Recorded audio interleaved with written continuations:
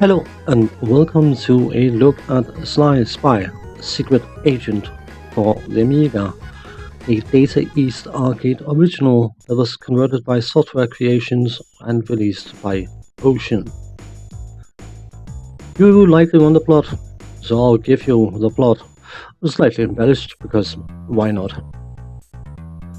Some incredibly naughty people are attempting even to try and do some incredibly not nice things, and we can't have that, of course. So the unit named the Spank Police has been addressed in order to sort the situation out. The main operative of that unit is currently unavailable, so they managed to get hold of his half-brother, Jamie Bend, and sends him out to do some qualified spanking, because of course, I mean, you have to spank naughty people. It's the best way to correct them. And off he pops. He starts off by being kicked out of a plane, and someone was kind enough to give him a parachute, and while falling, gliding, whatever, down towards solid ground, he will have to fight off various different naughty people. Once back on solid ground, he will be given his next task, and once that has been completed, he will be given the next task after that, and so on, for a total of 8 different levels. If we quickly look at the interface, which is something I should be significantly better at doing in my videos, you can see at the bottom of the screen you have this big, fat, ugly display thing showing various different status elements. You have your score, which is rather self-explanatory, and underneath that you have your health pips, 5 pips in total. And underneath that you have an enemy pip bar thing, which can either be a boss or a group of enemies that has to be defeated in order for Jamie to be able to move onwards. I'm calling him Jamie, has been decided, by the way. To the right of that you have your ammunition counter thing, which obviously shows how much ammunition you have available. To the right of that, once the display is back up, you can see a digital watch thing, which is displaying how much time you have available for a level. To the right of that again, you have your weapon box displaying which weapon you are currently using, and that is mainly relevant for the different levels, because you will have your normal gun doohickey thing on normal levels, and then you will get a harpoon when you go underwater, which you will do at some point, and so on and so on. Further to the right you have the display of a weapon that you can gather components of. A golden gun, not at all a thing that's been used before. No, not at all. Completely original. You can pick up various different icon things that will give you parts of the golden gun, and once you have gathered all the parts, you will not turn into a 3-nippled guy with an amazing voice, but you will be given a golden something. Not necessarily a gun, it could be a rifle, it could be a rocket launcher kind of thing. And for a limited amount of time, all your shots will instantly kill just about everything outside of bosses.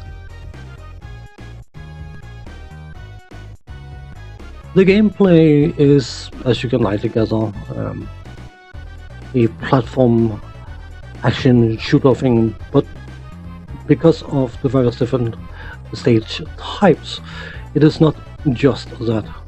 You also have some not platform navigation via the underwater level, and then you have a racing level, and then you have another level, and so on and so on. Looking at the technical side of things, from a graphical point of view, this game is fairly close to the arcade original. There's a few missing elements here and there, some glow on the shots and things like that, but it's not present. But by and large, the game looks perhaps not arcade accurate, but close enough to it that I'm perfectly happy with the graphics by themselves. The sound department, and this is a bit of a pain point because I've heard some uneducated individuals claiming that the Amiga was not capable of playing the sound effects and music at the same time. But unless I'm mistaken, what would usually happen is that the composer or composers would be given a certain amount of memory they could use, and then they, within arcade representation restrictions and things like that, would be given more or less a free hand in how they decide to do it. And it would be very easy to use three of the Amigas for sound channels on music and then one for sound effects, but certain musicians, composers, whatever you call them, would rather use all four for the music and then have the sound effects on a separate track thing, whatever you call it. In that regard, the sound effects are decent, not necessarily arcade accurate, but close enough that doesn't matter. There is a certain amount of them that are missing. Certain explosive effects are muted or not present. I think it's more likely the case. And the fact that there's no speech in this game, which is something that could be easily nicked from the arcade original, is a bit of a puzzling point. When it comes to the music, the Fallen Brothers have always been highly praised for their compositional skills, and this is no exception. Obviously, it's to a certain point inspired by the arcade original, but the music by and large is excellent. The controls are mostly what you expect them to be. Left, right, up, down will do left, right, up, downish things, except for the fact that when you need to scale ladders, you actually need to use the diagonal angles in order to scale the ladders, which can feel a bit awkward, but not something you can't get used to. The fire button is used to fire your gun, harpoon, or whatever else it might be, and the controls are fairly snappy and responsive, and I have no issues with the controls at all. This game being called Sly by a Secret Agent is a cute little thing, actually, because the game's original release, Japanese release, was called Secret Agent, and in certain locations of the world it retained the name, and in certain other locations it was called Sly Spy. So by calling the game, or the conversion, Sly Spy a Secret Agent, you could argue that Ocean covered all bases. Well, I've been playing an awful lot of arcade games in my younger days. This particular arcade is one that I'm very, very familiar with because I actually ended up spending quite a bit of money playing it. Not so much because of the obvious Bond-inspired theme, but more because the game reminded me of one of my all-time favorite arcade games, which would be Rolling Thunder. Obviously, the agent element is somewhat different, but there was a certain, for me at least, connection to Rolling Thunder that I enjoyed, and that was one reason that I kept putting my hard-earned coins into the machine. But due to that familiarity with the arcade original, I can easily see the flaws and shortcomings of this particular version.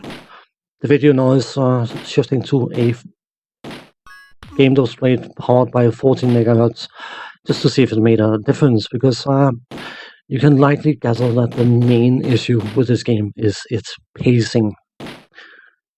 You don't get the feeling of being in a rush to prevent naughty people from doing nasty things, but it feels more like you are walking down to your local bakery in order to buy your breakfast.